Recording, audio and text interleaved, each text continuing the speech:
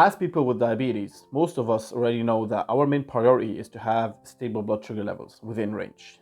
This is the most important thing in our life, because if we manage to have stable blood sugar levels within range, most of the times our body will start to function like people that don't have diabetes. Not that it's going to produce its own insulin, no, not at all, but we're going to reduce the complications that comes along with diabetes, and we're going to be able to live our life to the fullest.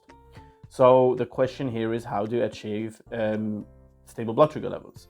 Well, there's a thing. There is a lot of misconception in terms of the stuff that affects your blood sugar levels.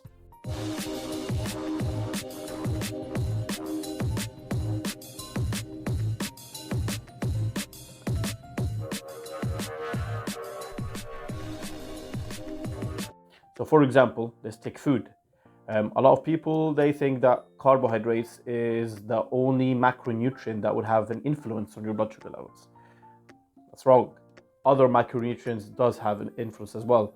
Not no one of course, but a lot of people, they won't think that water, for example, will have an effect on your blood sugar levels.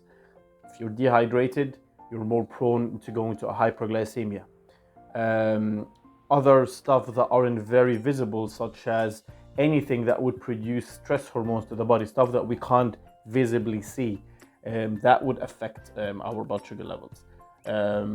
What else can I think of right now? Exercise. Obviously, everyone knows that exercise affects our blood sugar, but what type of exercise? When? How long? How frequent? How intense? So, conclusion of what I'm saying is there are a lot of factors that would affect your blood sugar levels, and the only way that you're going to be able to have stable blood sugar levels is by knowing these factors and dealing with them. Knowing what affects you, not me, because what affects you is going to be different than what affects me, or is going to affect it in a different way. So you got to know what affects you and how does it affect you and how to tackle it, avoid it, prevent it, modify it, or live with it, cope with it, adapt with it.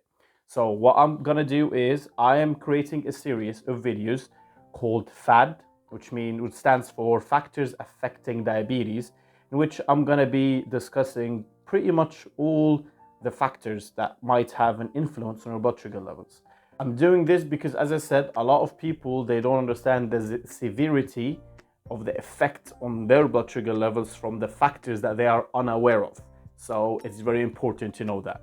So I'm going to be starting with food, because it obviously has the biggest influence on our blood sugar levels, but food does not mean only carbohydrates. It means protein, fats, carbohydrates, micronutrients, water, and other stuff as well.